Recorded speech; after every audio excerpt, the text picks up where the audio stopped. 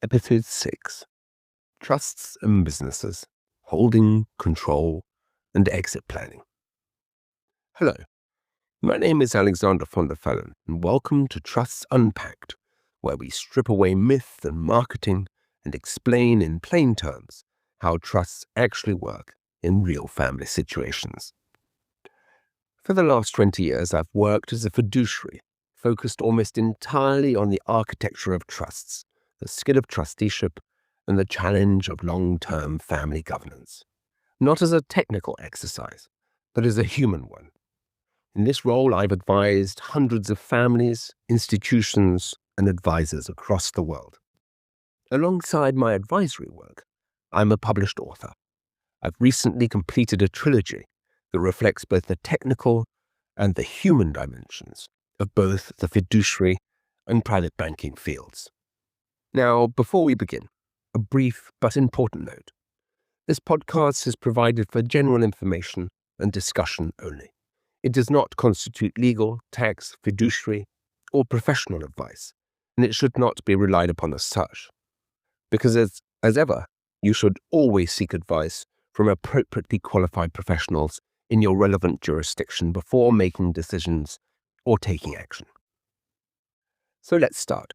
Today's session, the last in the second group of episodes dealing with tools and design choices, explores how trusts are used to hold business interests and what that means for governance, succession, and exit.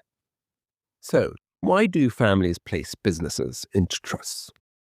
They do so for reasons that are usually pragmatic: to create continuity of ownership, to manage succession, to separate family conflict from operational control, to protect the business from individual risk. One of the most important distinctions is between holding and controlling. A trust can hold shares, but it does not and should not ever run the business. When a business sits in trust, governance must operate on two levels, not one. Firstly, at the trust level, and secondly, at the company level. Trustees must think like owners, directors must think like operators. Good governance addresses various potential issues: conflicts of interest, information flow between trustees and directors, decision-making thresholds. Because an absence of governance is not neutrality, it's actually an invitation to conflict. Let's stay with governance just a little longer, because this is where most trust-held operating businesses actually fail. Not through fraud, not through incompetence, but through blurred roles, mismatched expectations, and a slow drift into informal control. The trust can hold shares, it can't run the business. That distinction sounds very simple.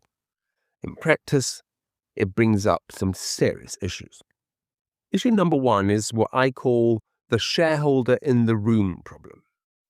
You see, trustees are owners, and owners have opinions. That's normal. The problem arises when those opinions leak directly into the operating environment. Trustees attend management meetings informally. Directors begin to test ideas with trustees before making decisions. Management starts to treat trustees as a source of day-to-day authority. At that point, leadership weakens. Directors stop deciding and start seeking comfort. Managers begin to manage the trustees rather than the business. Trustees feel responsible for outcomes that they do not control. And because trustees don't have operational tools, they reach for the only tools they do have: approval, consent, delay. And this is how governance can turn into friction. Now, the right boundary is not secrecy, it is structure. Trustees should be informed, they should ask questions, they should challenge assumptions, but they must do so through defined channels, not informal proximity. The moment trustees become present in operations, authority erodes, sometimes subtly, but sometimes rapidly. Issue number two is information rights versus information overload. Now, trustees must be properly informed. That's not negotiable. But in an operating business, what does properly informed actually mean? It doesn't mean copying trustees into every email. It doesn't mean sending monthly data packs that no one reads. And it does not mean burying trustees under operational detail until their judgment entirely disappears. Information exists just to support ownership judgment. Trustees need to know, is the business solvent?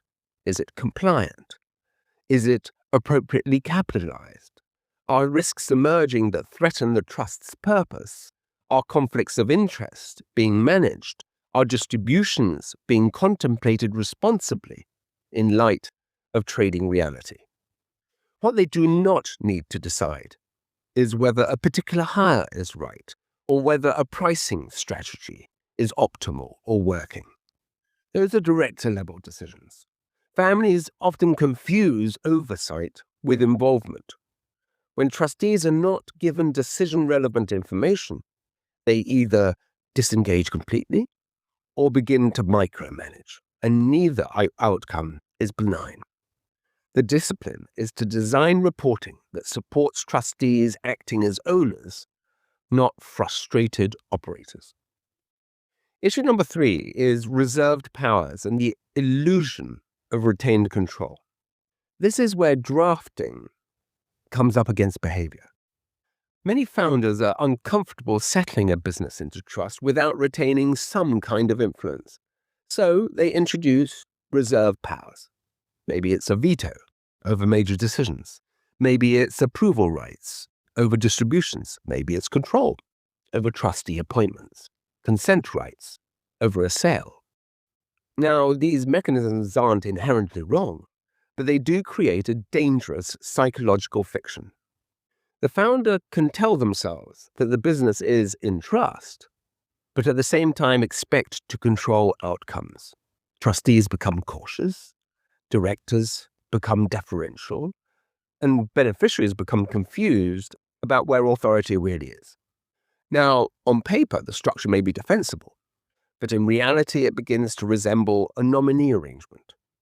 And in today's regulatory and litigation environment, that is not just a governance weakness. It's a serious exposure. If a trust exists, trustees must act as trustees. If someone else is directing outcomes, independence is wholly undermined. Reserve powers should therefore be very narrow, coherent, sparingly used, and matched by behavior. If a founder can't tolerate genuine trustee independence, a trust is just not the right holding vehicle for the business. And that's not a moral judgment. It's a structural one. Issue number 4. There are 3 conflicts that appear in almost every trust-owned operating business. They may be latent early on, but they always surface over time. And the first conflict is reinvestment versus distribution. Because let's say the business generates cash.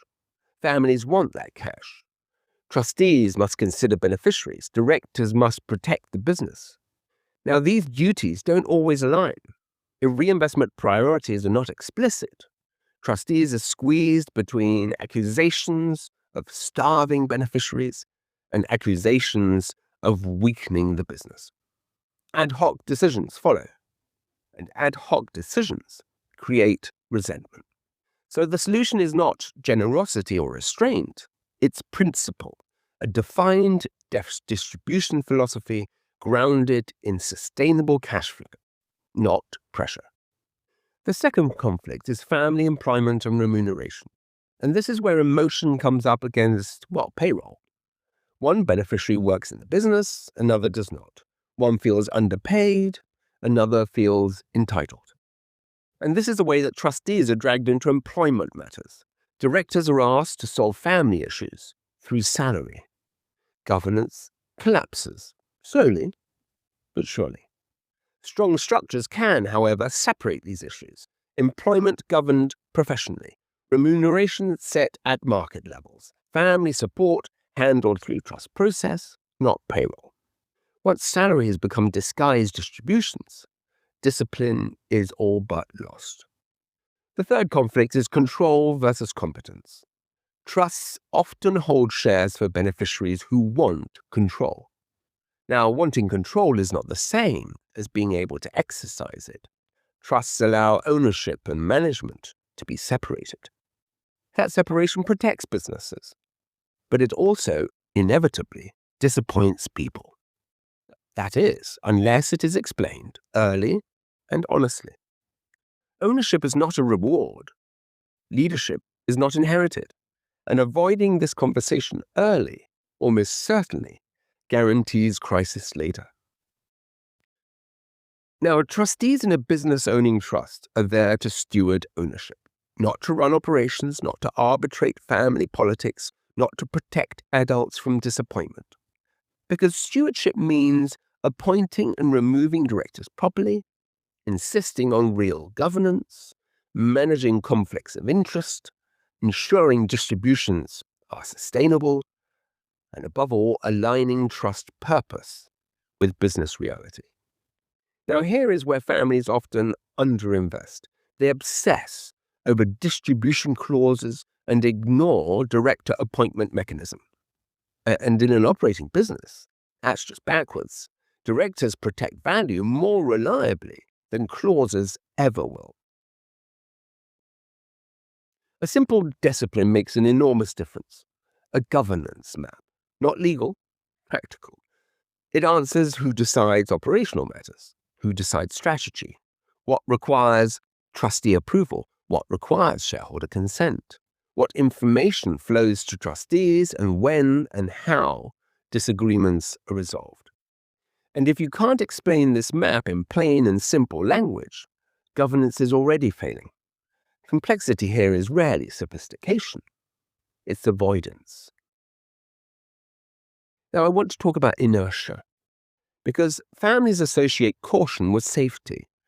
In operating businesses, the resulting inertia is often lethal, and trust-held businesses frequently become conservative in the wrong way. Trustees fear mistakes. Directors avoid risk. Investment slows and talent leaves. The business survives, but visibly weakened. So preservation is not a business strategy. Sometimes the safest decision is to invest, adapt, or even exit. And that's why exit planning belongs in this episode, not as a conclusion, but as part of responsible ownership. Succession is where trust and business planning most often collide. The trust may hold shares, but for beneficiaries who are not ready, willing, or even suitable to lead. This is not a failure of parenting or character. It is a sad reality. Trusts allow ownership and management succession to be separated. That separation can protect the business and, at the same time, sadly frustrate individuals. So clear communication matters, and beneficiaries must understand the difference between owning value and exercising control. Without that understanding, resentment builds. A particular instructive example of trustee judgment can be found in the Tata family in India. The operating companies of Tata Group are held not by individual family members, but by long-established trusts that act as enduring owners. Those trusts don't run the business. They appoint, oversee, and when necessary replace professional management. What is striking is the discipline that this requires. Trustees are required regularly to disappoint people who feel entitled by lineage but are not suited to lead. And that's very uncomfortable. It creates tension, and it requires trustees to distinguish very carefully between stewardship and sentiment. At various points, family members express frustration at being excluded from control. The temptation to accommodate is very real.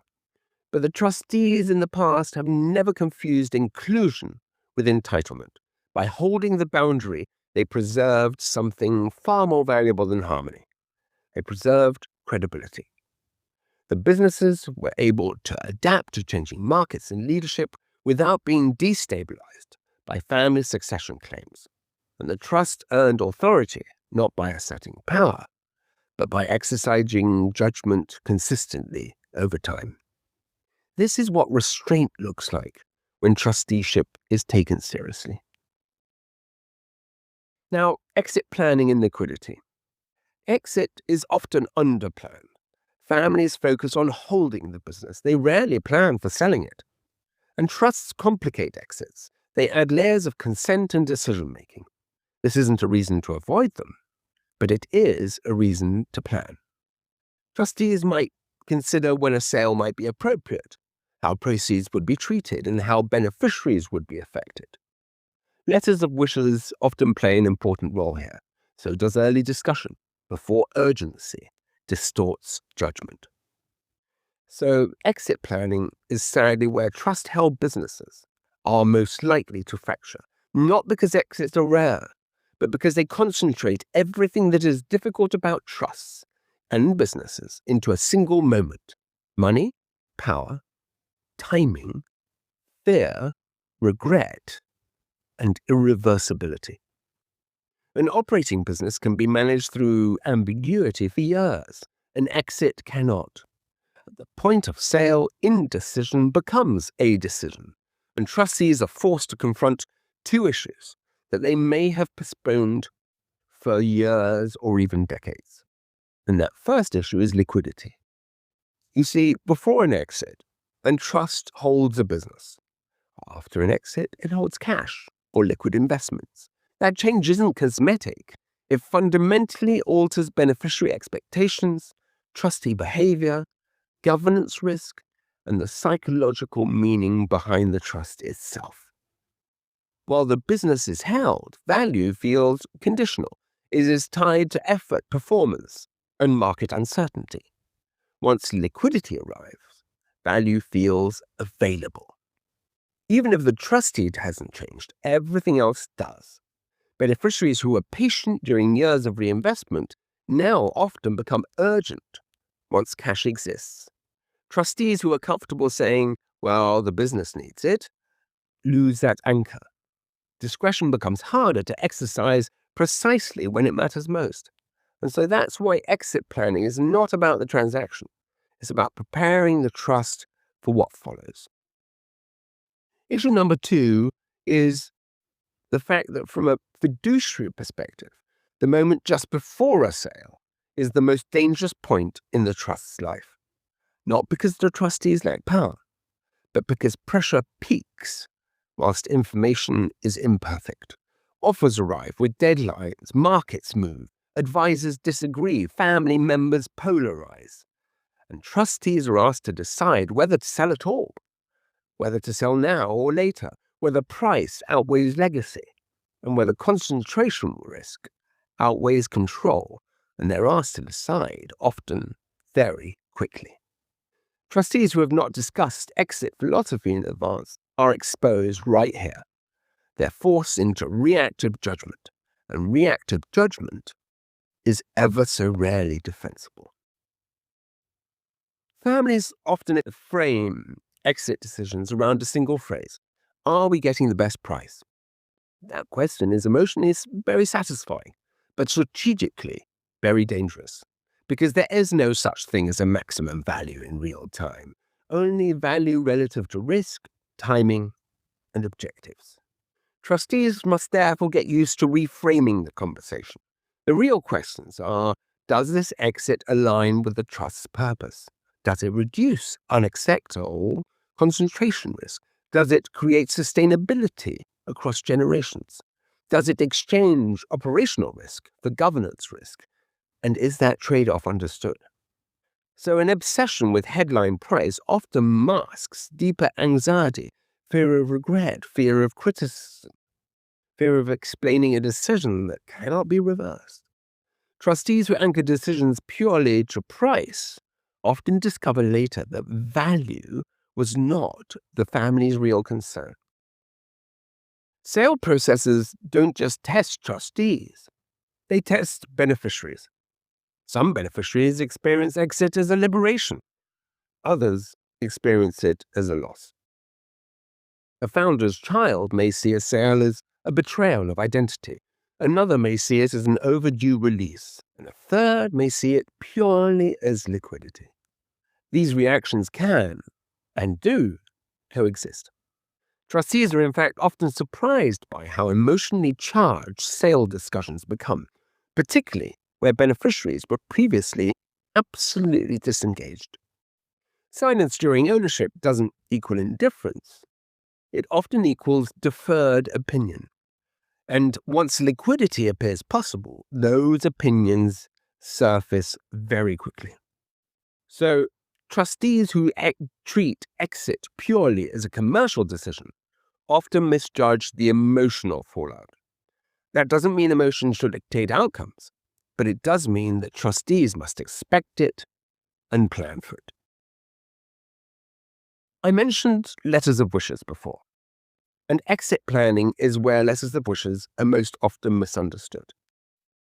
We're going to be dealing with letters of wishes later in this podcast series, but here they play an important role.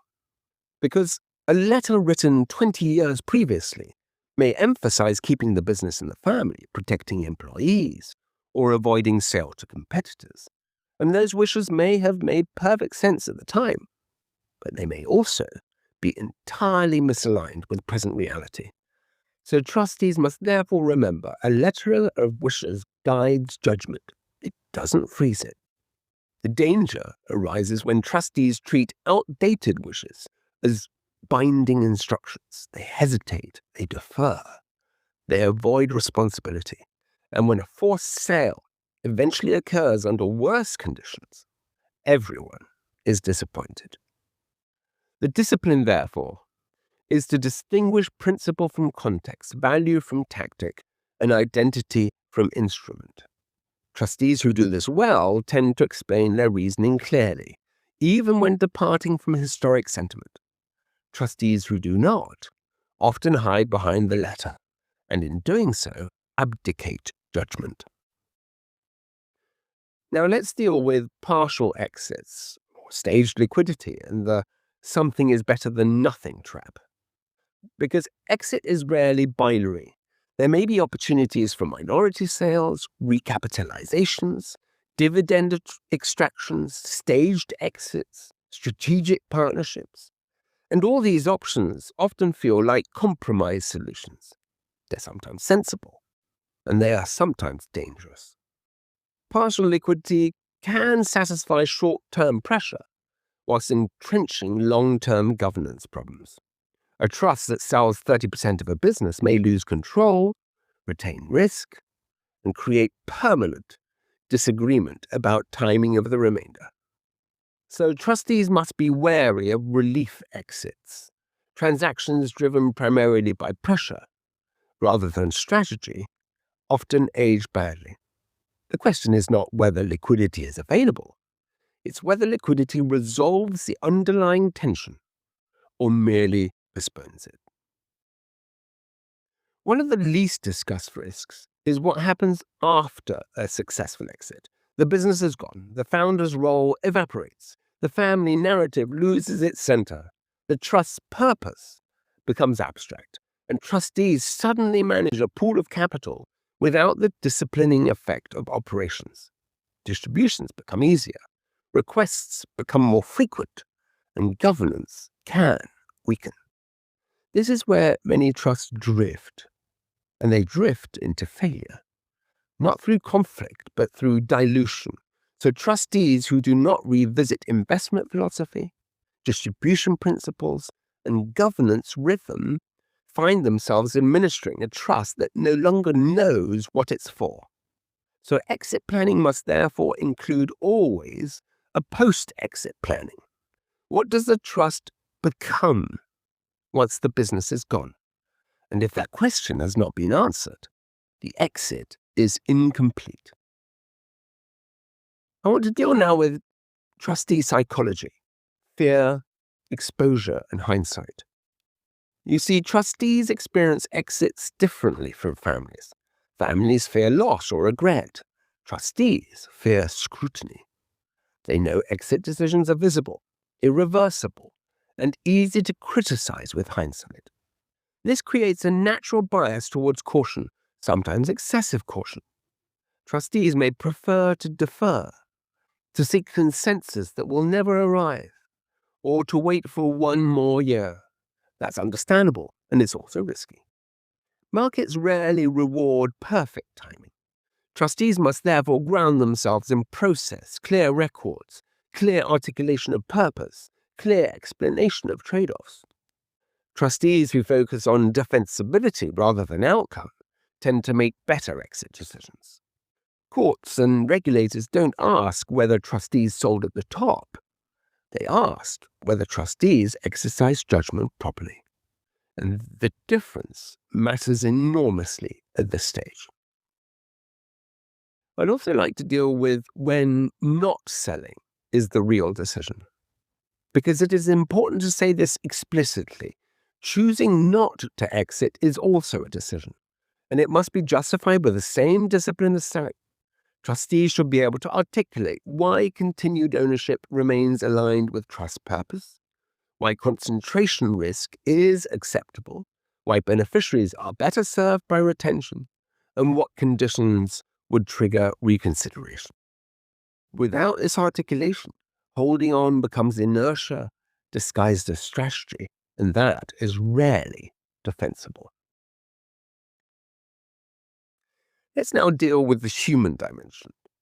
Behind every trust-held business sit people, founders who struggle to let go, children who are excluded but want to be included, and included ones who wish they weren't, managers who feel watched. Structures can't eliminate these tensions, but they can contain them. Trusts work best when the family acknowledges these dynamics openly. Silence tends to make them worse. Another dimension deserves attention: time. Businesses feel permanent while they're successful. They feel fragile only when pressure arrives. Trusts invert that perception. They're designed to last long after the business. The founder, and often the original purpose, have long disappeared. This mismatch in time horizons is rarely confronted explicitly, and yet it shapes almost every failure that I've ever seen in trust-held businesses. A company thinks in quarters and cycles. A trust thinks in generations. When those timeframes are not reconciled deliberately, tensions accumulate quietly. Now let's look at the first tension: the danger of designing for the founder's moment. Let me explain. Most trust-held businesses are structured in a moment of peak clarity. The founder understands the business, the risks feel legible, the future feels navigable, the trust deed, letters of wishes, governance assumptions, and reserved powers are all shaped by that moment. The problem is not that that moment is in any way wrong. It's that it passes. 20 years later, the business may still exist, but it's a different business, different markets, different technologies, different competitors, different family members, and very often different trustees. And yet, the trust structure continues to reflect assumptions that just no longer apply. Control mechanisms designed to protect a young business now constrain a mature one. Distribution policies designed for growth years now frustrate beneficiaries in harvesting years. Succession assumptions based on proximity to the founder now distort merit-based leadership. The trusts that age well are not those designed perfectly in inception. They are those designed to be reinterpreted. Now let's deal with accumulation of government's debt. There is a concept in engineering called technical debt, short-term compromises that accumulate long-term cost. And trust-held businesses suffer from an equivalent phenomenon: governance debt. It builds when exit discussions are postponed, succession conversations are softened rather than resolved, trustee appointments are delayed, reporting structures are tolerated rather than designed, and informal arrangements are allowed to persist. Individually, none of these choices looks dangerous. Together, they create huge fragility. Governance debt becomes visible only under stress, and when that stress arrives, there is rarely time to replace it properly. Trustees suddenly discover they lack clarity of authority, agreed decision criteria, family understanding, or moral permission to act decisively. This is why experienced trustees insist on regular governance review even when nothing is wrong. Nothing being wrong is often the warning sign. Families often speak about keeping the business forever. This language is emotionally powerful in their family narrative. It's also statistically implausible. Most operating businesses do not survive multiple generations intact. Most. Markets change. Industries consolidate. Competitive advantages erode. This doesn't mean holding a business in trust is misguided. It just means that trustees must treat longevity as a possibility, not a commitment. The trust should therefore be capable of surviving the business, not depend on it. When the trust's identity becomes fused with the operating company, exits feel like existential threats rather than strategic decisions. Trustees then struggle to act objectively. A well-designed business trust treats the company as an asset, an important one, a defining one for a time, but still an asset. That psychological distinction matters enormously when conditions change. And one of them is when the founder has gone. The most dramatic shift in any trust-held business occurs after the founder's death, not legally, but psychologically. Whilst the founder is alive, authority has a center of gravity. Even when trustees are formally independent, they operate within that field. Once the founder is gone, the field collapses. Beneficiaries look to trustees differently. Managers test boundaries. Letters of wishes acquire symbolic weight. Trustees are no longer mediating around a person. They're interpreting an absence. This is where weak trusteeship is almost always exposed. Trustees who relied on informal alignment now struggle. Trustees who relied on documentation alone become rigid. The strongest trustees are those who can articulate what the founder stood for, what was context rather than principle, and what must endure and what must adapt. That interpretative skill cannot be drafted, must be selected for. This is why trustee succession matters more than business succession. Families obsess over business succession. They devote far less thought to trustee succession. That is a mistake. In a trust-held business, trustees are the continuity. Directors may change, managers may come and go, but trustees define the ownership structure. If trustee succession is not planned deliberately, three things tend to happen. First, appointments become reactive. Second, the quality of those appointments declines. And third, independence weakens. Trustees are chosen for convenience rather than capability, or worse, for alignment rather than judgment. And over time, this erodes the trust's ability to act as a stabilizing institution. Good trusts plan trustee succession with the same seriousness that they plan business leadership, not because trustees should run the business, but because they outlive it. It's tempting to see the trust as a shelter from risk, a shelter from conflict, from change. In business contexts, this is entirely the wrong metaphor. A trust is a discipline. It forces decisions to be articulated. It requires power to be exercised through process. It insists that authority survives personality. This can feel restrictive in growth phases. It feels invaluable in downturns. Families who resent the trust when things are going well often become grateful for it when conditions deteriorate. Those who bypass it informally tend to regret it later. So what does resilience actually look like in practice? Resilient, trust-held businesses share certain traits, not structural complexity, but behavioral consistency. Trustees who meet regularly, even when there is nothing urgent. Directors who understand whom they are accountable to. Beneficiaries who know what they can expect and what they cannot. Clear boundaries between discussion and decision. And perhaps more importantly, a shared understanding that the trust is not there to optimize outcomes in every moment. It's there to preserve coherence over time. That is perhaps a lower ambition, but a far more durable one. There is a simple test of whether a trust-held business structure is working. It doesn't involve performance metrics. It involves behavior under pressure. When difficulty arises, do decisions slow down or do they freeze? Do conversations become more honest or more performative? Do trustees step forward or simply retreat into procedure?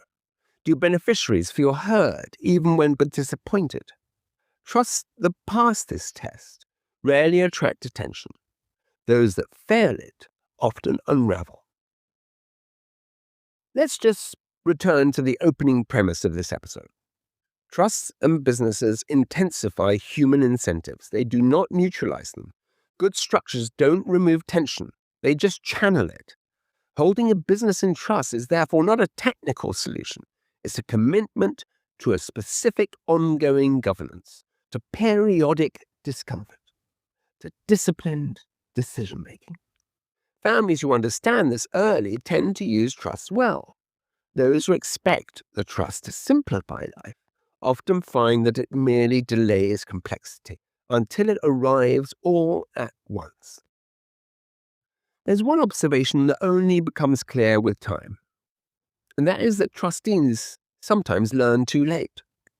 Most trustees don't fail because they misunderstood trusts. They fail because they underestimate businesses. More precisely, they underestimate how much a business shapes behavior long after formal roles are defined. Operating businesses create certain habits: urgency, decisiveness, founder-led authority, informal problem-solving. Those habits are effective inside a company, but they're corrosive inside a trust. Trustees drawn from a business environment often struggle with this transition. They want speed where process is required. They want clarity where judgment is necessary. And they want outcomes where reasoning matters most. This isn't incompetence, far from it. It's simply conditioning. And it explains why some highly capable business people struggle as trustees of business holding trusts. They bring the instincts that built the business into a structure that's designed to outlive it. This mismatch is subtle, but it can be very costly. Another lesson that trustees often learn late is that silence is not neutrality. In business, silence often means consent. In trust, silence creates narrative. Beneficiaries fill gaps quickly, assumptions harden, motives are inferred. Trustees who delay explanation in the hope of reducing conflict usually actually create more of it. Good trustees learn to speak earlier, not later, not to justify outcomes, but to explain process. Beneficiaries may dislike a decision, but they rarely tolerate mystery. Trustees also need to think that they can sometimes overestimate how much beneficiaries remember. Founders remember the struggle, the early risk, the years when distributions were impossible. Later generations do not.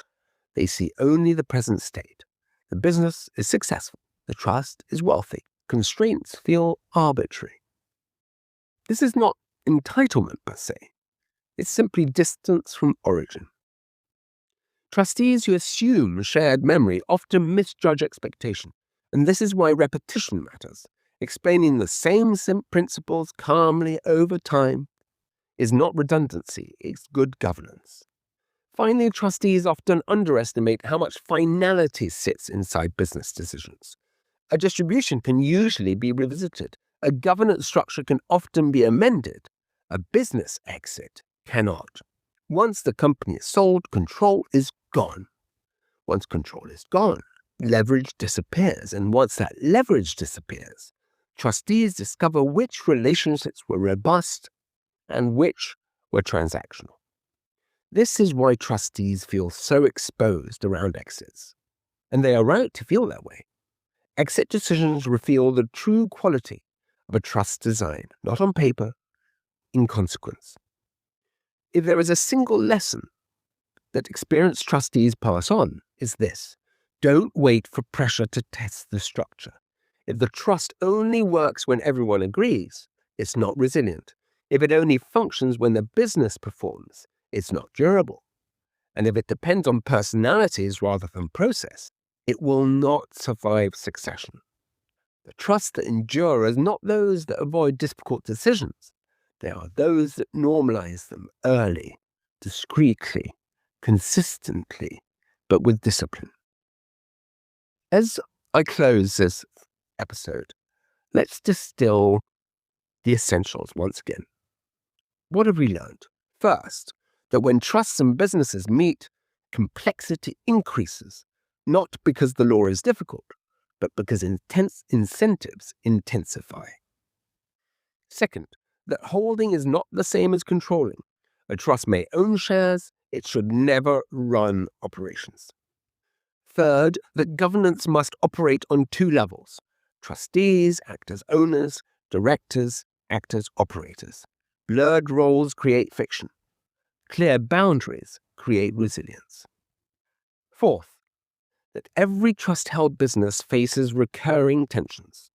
Reinvestment versus distribution, family employment versus market discipline, control versus competence. These conflicts are predictable. Ignoring them does not remove them. Fifth, the reserved powers and informal influence can undermine trustee independence. Sixth, that succession of ownership and succession of management are not the same thing. Trusts allow them to be separated.